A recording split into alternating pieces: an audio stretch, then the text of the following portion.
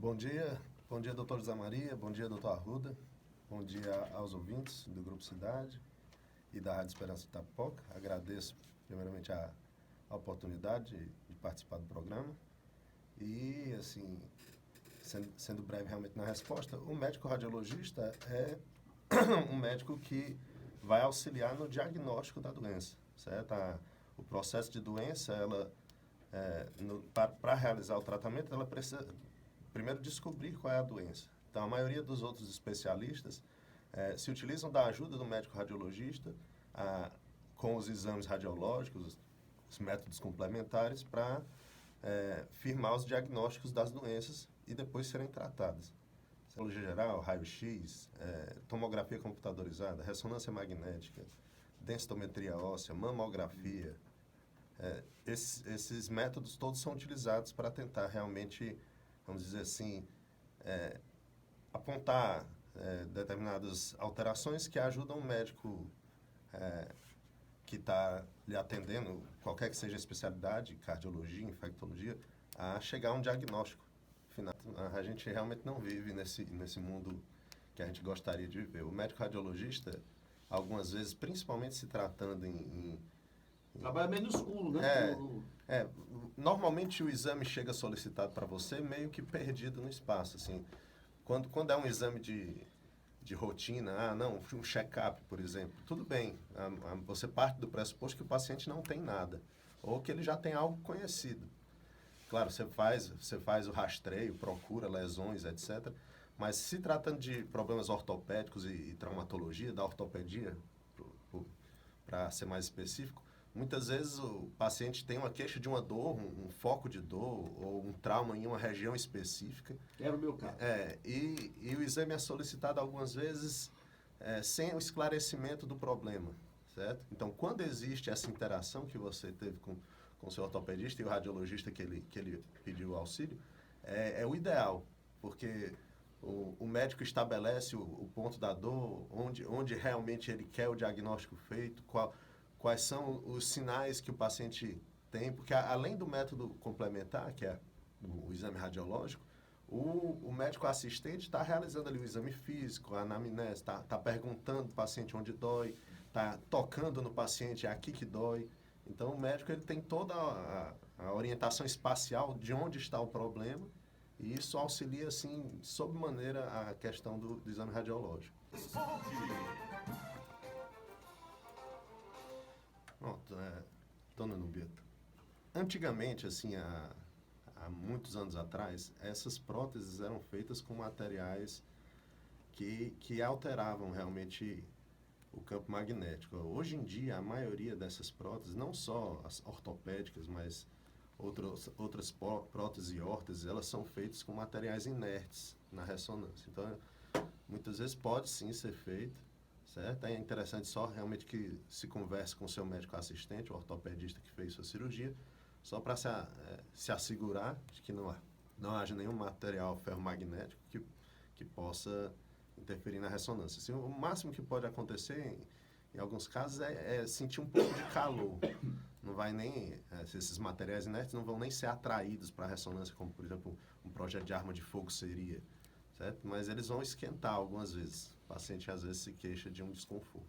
A inserção do tendão do calcâneo, lá no tornozelo, ele pode ser visto claramente, assim, de maneira muito fácil no raio-x simples. Você não precisa de nenhum exame assim, extremamente específico para ver. Ele aparece em outros exames, você consegue distinguir ele na tomografia, você consegue distinguir ele na ressonância, mas você não precisa de uma bazuca para matar uma barata. Você pode fazer um raio-x simples, que é muito mais em conta, mais fácil de conseguir, que você tem esse diagnóstico fácil. Lá presente. Às vezes ele não está do lado do técnico, mas quando o técnico percebe que tem uma alteração, e esses técnicos, graças a Deus, a maioria tem muito tempo de serviço, eles já têm, pelo menos eles podem não dar o diagnóstico, mas eles têm a malícia de ver certas lesões, então eles já chamam o médico, doutor, olha, isso aqui que me chamou a atenção, e o médico já tem como orientar uma sequência diferente, ou uma aquisição melhor das imagens. E sobre qual foi a sua motivação para entrar na medicina, né? Onde é que você fez o seu curso de medicina, a sua especialização e como é que você trilhou o caminho aí da radiologia? Saúde em Dia. Entrevista. Bom dia.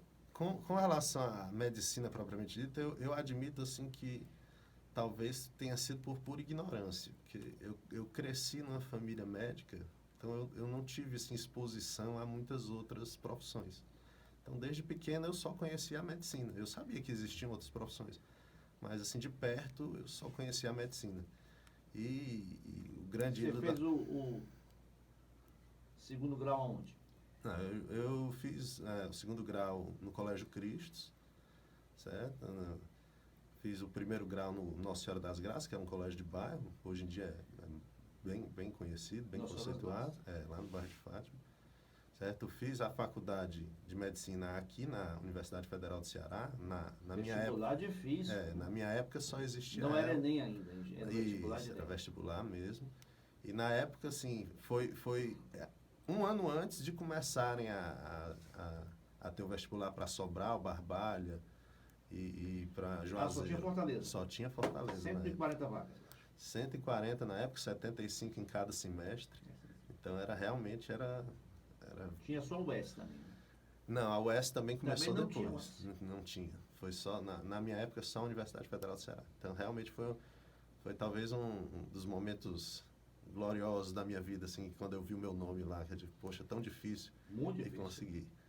Certo? E depois de formado, assim, quando eu me formei ainda fiquei um pouco perdido. Alguns colegas médicos passam por isso. Graças a Deus tem uns que se encaixam já no meio da faculdade e encontram a especialidade que gostam. Mas quando me formei, fiquei na dúvida, não sabia se queria otorrinolaringologia, se eu queria cirurgia. No final, assim, talvez por conta de alguns colegas que fizeram radiologia também, eu comecei a me encantar pela profissão e, assim, acabei seguindo pela radiologia. Hoje gosto muito da profissão, tenho exposição a várias outras especialidades. A radiologia tem esse benefício, assim, que você não atua numa só especialidade, você faz exames para vários tipos de especialidade, ortopedia, cardiologia, clínica geral, certo? Todos os colegas pedem, assim, exame de imagem para algum motivo ou por outro.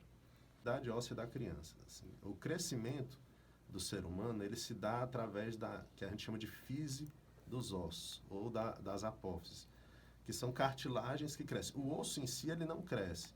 A cartilagem vai fazendo o crescimento e o osso vai substituindo a cartilagem. Então, enquanto existir cartilagem nessas ditas fises, o paciente ainda tem a oportunidade de crescer.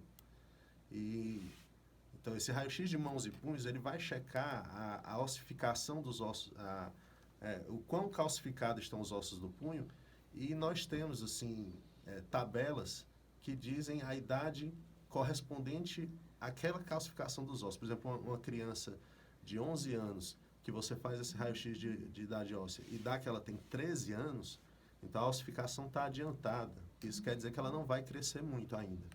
Mas a radiação, ela foi descrita como uma situação cancerígena, né? Assim, uma exposição demasiada à radiação pode realmente favorecer o aparecimento de câncer. Tem vários que são já clássicos, por exemplo, tireoide. O tumor papilífero da tireoide está muito ligado à radiação, certo?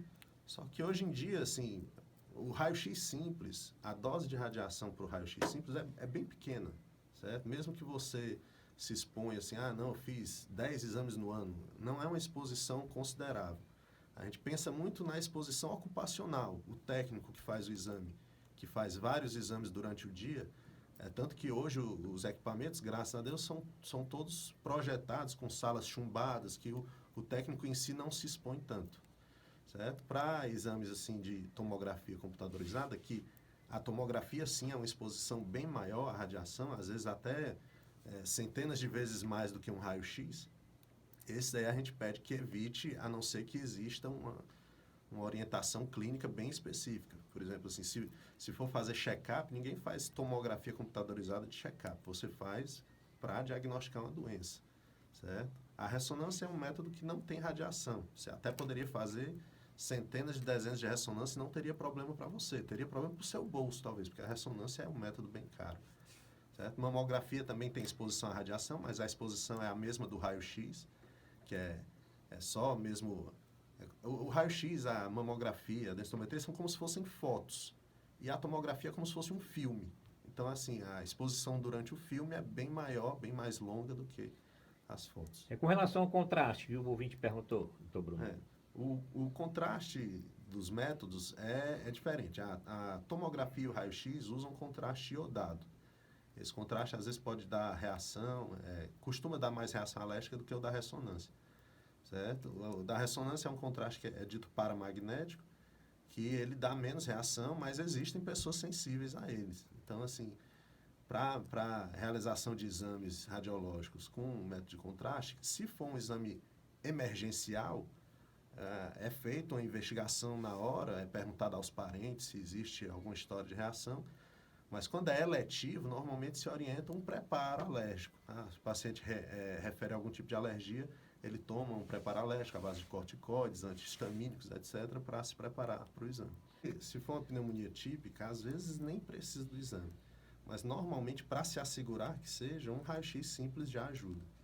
Certo? Às vezes a pneumonia está num local do tórax que o raio-x não acessa com facilidade. Por exemplo, atrás do coração, se só for feita a incidência em póstero anterior, como é o raio-x de frente, vamos dizer assim, algumas vezes você não vê a consolidação da pneumonia. Então a tomografia pode ajudar, mas a tomografia às vezes é um excesso. Um raio-x, muitas vezes, na maioria das vezes, consegue dar esse diagnóstico. Então, tem a importância e se há realmente essa facilidade maior dos pacientes, dos médicos, né, efetuarem o exame PET-scan hoje. Isso, é só um pouco antes do PET-scan, só esclarecendo a ouvinte que perguntou, mamografia normalmente depois dos 40 anos, certo? Agora, voltando ao PET-scan, o PET-scan já foge um pouco da especialidade, mas a gente tem o conhecimento, a medicina nuclear já é outra especialidade. Mas, assim, realmente é um exame de uma tecnologia maior, é um exame que usa realmente de bem mais artifícios para diagnóstico, mas ele é, de fato, um excelente exame para diagnóstico de metástase, certo? E normalmente é feito, ou pelo menos solicitado, pelos colegas que trabalham com oncologia, certo? O problema do câncer não é a lesão primária. A lesão primária, ela cresce, ela machuca, mas se ela for extirpada, acabou-se. O problema do câncer, verdadeiramente, são as metástases. E essas metástases, elas podem espalhar para qualquer lugar. Pode espalhar para o cérebro, pode espalhar para os ossos, pode espalhar para a barriga, pode espalhar para qualquer lugar. Então, assim, o verdadeiro veneno do câncer, o que mata, na realidade, é o que ele espalha. É essa semeadura de metástases. Tanto é o caso de doer mais, que a metástase óssea é uma das que mais doem, que o câncer crescer dentro de uma estrutura rígida como o osso, ele é muito doloroso, ele vai destruindo o osso. Como, por exemplo, se crescer no cérebro, o paciente começa a ter convulsões, começa a perder visão, perder movimentos, certo? Então, realmente, assim, é importantíssimo você flagrar essas lesões em estágio inicial, até mesmo para realmente se programar um tratamento ou a melhor forma de tratar. Essas classificações de BIRADS, TIRADS, elas foram feitas na tentativa de universalizar o diagnóstico, certo? Que o grande problema que estava acontecendo no diagnóstico por imagem é que cada médico tinha uma interpretação, uma forma de descrever diferente. Muitas vezes um descrevia nódulo, outro descrevia caroço, outro, assim, às vezes o médico que recebia os exames de médicos diferentes ficava confuso, sem saber realmente assim, se era a mesma coisa ou se eram coisas diferentes. Então, o BIRADS especificamente foi uma tentativa dos mastologistas, ginecologistas e alguns médicos radiologistas de tentar universalizar esse diagnóstico. Assim, se você chegar em qualquer lugar do mundo dizendo que você tem um nódulo mamário BIRADS 4, em qualquer lugar do mundo vão saber dar seguimento à sua doença. No caso 4, especificamente, significa que o seu tumor é um pouco suspeito e era interessante que fizesse uma biópsia para esclarecer, certo? Esse BIRADS, quanto mais alto o BIRADS, mais, vamos dizer assim, preocupante é o BIRADS. O BIRADS vai de 1 a 6, certo? No caso de 0 a 6, 0 sendo quando o médico não sabe dizer o que é muito difícil de acontecer. O 1 é normal, o 2 é achado absolutamente, conhecidamente benigno, o 3 é achado muito provavelmente benigno, o 4 é suspeito, o 5 é praticamente patognomônico de câncer, você olha e não consegue dizer que não é câncer, e o 6 é quando você tem uma biópsia já dizendo que é câncer, antes, certo? Mas assim, quando a mulher é muito jovem, a mama tem muito tecido de glândula. A mama tem dois tecidos, ela tem a glândula que produz o leite e ela tem a gordura que dá a forma.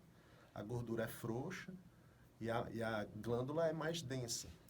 Então, assim, por conta dessa densidade e o fato da mamografia se utilizar da densidade para fazer diagnóstico, o nódulo muitas vezes tem a mesma densidade da glândula. E se ele estiver ali no meio da glândula, muitas vezes você não vê. É como procurar um ponto branco numa parede branca. Certo? Então, normalmente se espera ter uma substituição da glândula por gordura, que normalmente acontece fisiologicamente depois dos 40 anos, e aí já se passa a ter realmente uma imagem mais clara para nódulos. Mas antes dos 40 pode-se utilizar ultrassom para fazer diagnóstico. Não é que as mulheres antes dos 40 anos não possam ter diagnóstico feito. É só que realmente a mamografia tem esse revés. Pode fazer anualmente. Às vezes, para alguns médicos que o paciente, que ele conhece a família do paciente, sabe que não tem história de câncer na família, pode até às vezes passar um pouco mais. Certo? A manutenção. E uma pergunta aqui bem curiosa aqui da Neide, né, do Passaré, se existe normalmente as clínicas passam por fiscalização anual desses equipamentos, certo? Ou pelo menos deveriam passar, certo? Tem algum tipo assim, um metro Na verdade é a própria faz assim, uma certificação dos equipamentos? Se não me engano, é a própria vigilância sanitária que faz essa investigação, certo? Eles passam, certo? Eles têm técnicos que têm realmente conhecimento do funcionamento desses aparelhos e fazem. Mas alguns serviços podem realmente se utilizar de acreditação, de tentar realmente melhorar, expor melhor qualidade, assim, e tentar certificações outras também. De veterinária, realmente eu desconheço, mas eu conheço profissionais de radiologia veterinária, certo? Assim, eu desconheço se existe o órgão de classe, provavelmente até existe, certo? Mas conheço vários profissionais veterinários que trabalham na área da radiologia. Eles têm um aparelho de ultrassom, fazem ultrassom em animais, tanto em equinos quanto em cachorros, gatos, certo? Inclusive, por incrível que pareça, são até melhores remunerados do que os radiologistas. Essas ortopédicas? Assim, a ultrassonografia, ela tem uma dificuldade muito grande em ver através de estruturas muito duras, certo? Então, é um método principalmente de partes moles. Mas toda a articulação tem as partes moles ao redor da articulação. Então, a articulação propriamente dita, osso no osso, realmente a gente não consegue avaliar. Mas tudo ao redor da articulação, se tem derrame articular, se você tem ruptura de tendão, se você tem ruptura de ligamento, se você tem uma luxação, se a articulação saiu do lugar, isso tudo você consegue dizer. Então, é um método muito utilizado. Praticamente todas as articulações você tem realmente sequências de imagem de ultrassom que podem ser feitas. É muito feito em ombro, punho, mão, quadril, joelho, tornozelo, certo? Por exemplo, o raio-x é um método excelente para visualizar o osso. Mas se você tem uma torção e romper um ligamento, o raio-x não tem essa capacidade de lhe dar esse diagnóstico. A ultrassom, apesar de não ver o osso, é excelente para dar diagnóstico de ruptura de ligamento, ruptura de tendão. A literatura diz que a partir de 12 semanas você conseguiria ter essa informação. Mas muitas vezes o próprio neném não ajuda, ou por posição, ou às vezes a paciente tem uma barriguinha um pouquinho mais proeminente e por conta disso a ultrassom tem um pouco mais de dificuldade.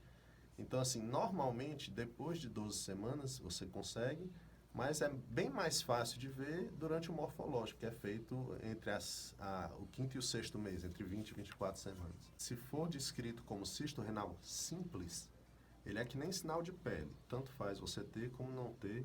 Você pode criar como bichinho de estimação e viver sua vida todinha com ele nunca vai lhe prejudicar.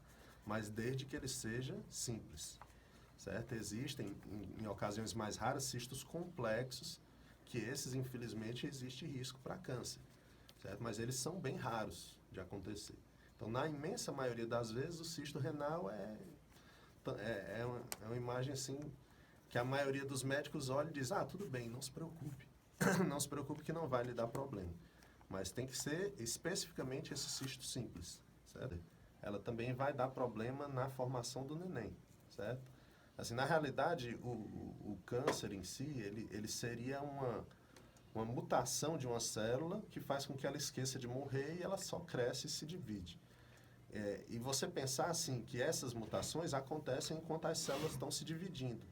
E o período da vida em que você está se dividindo mais rápido é enquanto você está se formando na barriga da mãe. Então, assim, se você for exposto a uma radiação já adulto, as partes do seu corpo que estão se dividindo vão sofrer risco de mutação, mas imagine um neném que está se dividindo o corpo inteiro toda hora em velocidade absurda. Então, ele tem uma chance muito maior de desenvolver uma malformação, por exemplo, porque a maioria dos nenéns, principalmente em começo de gravidez, ele não tem as estruturas todas formadas, não tem os braços formados ainda. Quando é um embriãozinho bem pequenininho, mal tem o coração formado, que costuma ser um dos primeiros, mas o cérebro também aparece depois. Então, assim, se pede que sejam evitados métodos radiológicos, principalmente a tomografia, que é o que tem maior exposição à radiação, certo? Mas, assim, em casos absurdamente extremos, se orienta a utilização de outros métodos semelhantes. Por exemplo, a ressonância magnética não tem nenhuma radiação.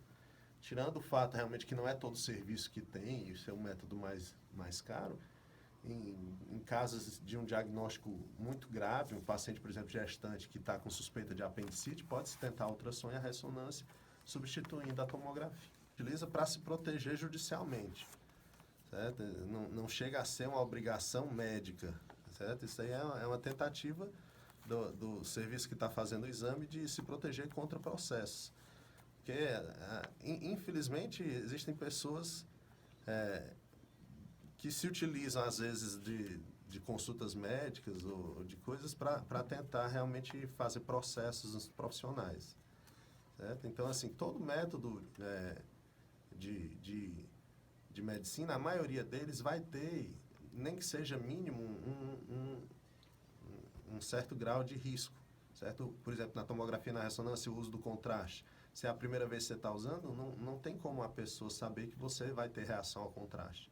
Então, o serviço se utiliza desse termo para se proteger, para você não processar o serviço pela reação, certo? Mas o serviço lhe orienta, existe a chance dessa reação, você assume o risco de fazer, certo? O serviço só está tentando realmente botar a responsabilidade no paciente que está fazendo o exame. Muito alto, ressonância de 3 Tesla, isso aí. Ele tem um campo magnético muito forte. E assim, antigamente, isso, graças a Deus, hoje em dia, com as proteções, não se acontece mais, mas antigamente já teve paciente de sofrer lesões graves por conta de cadeira que voou para dentro da ressonância e machucou o paciente, etc. Até tubos de oxigênio que voaram para dentro da ressonância e machucaram o paciente. Quais são os serviços de imagem?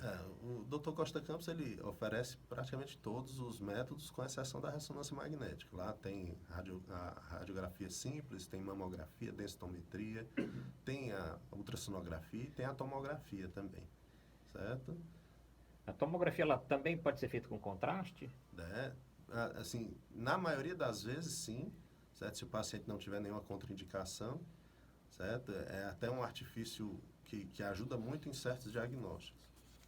Deve existir, eu tenho mais experiência, assim, pela minha especialidade com relação ao diagnóstico, e sim, existem programas de inteligência artificial já fazendo diagnósticos muito semelhantes aos diagnósticos do médico humano. Às vezes, em determinados casos, até superior.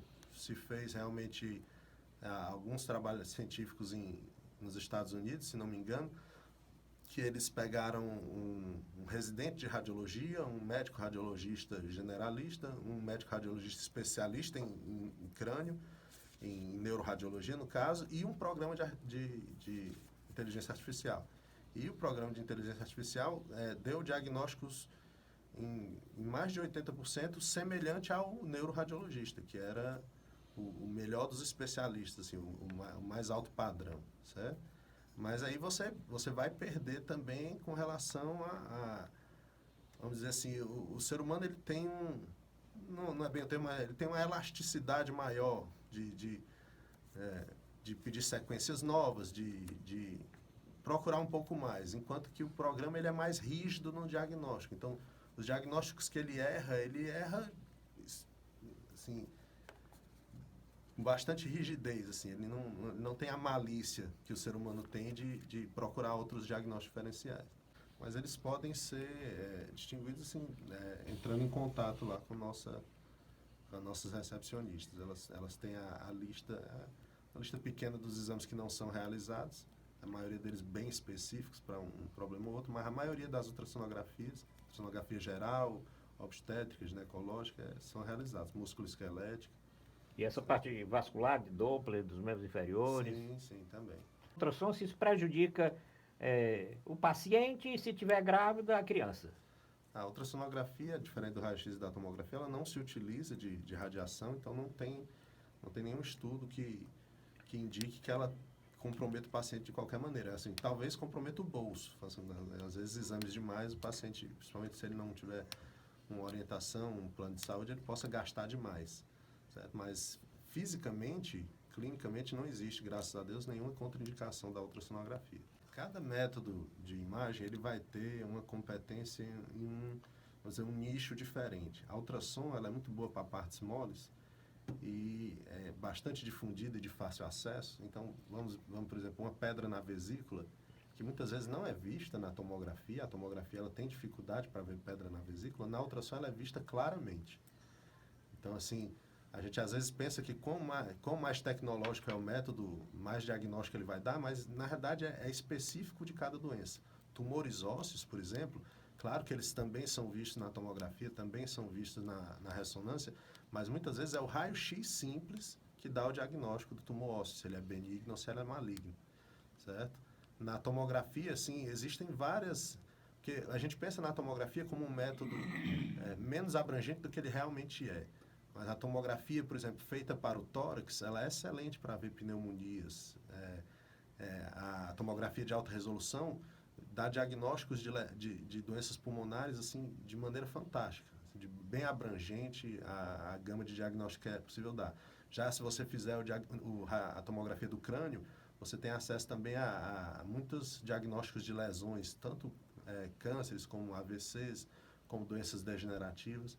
Certo? A ressonância da mesma forma, depende muito da estrutura que você vai estudar na imagem, né, do seu intuito. A tomografia é o padrão ouro, por exemplo, para pedra no rim, certo? Uhum. A ultrassom vê pedra no rim também, e é mais barata do que a tomografia. Então, às vezes, mesmo sendo um exame melhor, por fato de ser mais caro e ter radiação, a ultrassom é mais utilizada. O radiologista deveria, né, efetuar no dia para que não entre nessa exaustão mental e física. Certo? Algumas vezes isso acaba sendo culpa do próprio profissional, certo? Antigamente, realmente, a medicina era mais, vamos dizer assim, era melhor remunerada. Não que ela seja mal remunerada, jamais passaremos fome, graças a Deus, mas antigamente os exames eram bem melhor pagos, as consultas dos especialistas também eram melhores pagas. Então, com a redução dos valores dos exames, das consultas, então a forma que o médico encontrou de manter a qualidade de vida era aumentando a produção, certo? Isso algumas vezes o aumento é permitido, mas quando é um excesso muito grande, isso se torna nocivo. Eu digo na minha especialidade específica, de você realmente deixar de ver uma coisa importante porque você está com pressa de produzir mais, certo? Para os profissionais técnicos, fica realmente bastante o medo da exposição, apesar de realmente existir proteção, existe exposição secundária, que às vezes os raios vão refletindo nas paredes e o profissional ainda assim acaba tendo exposição à radiação.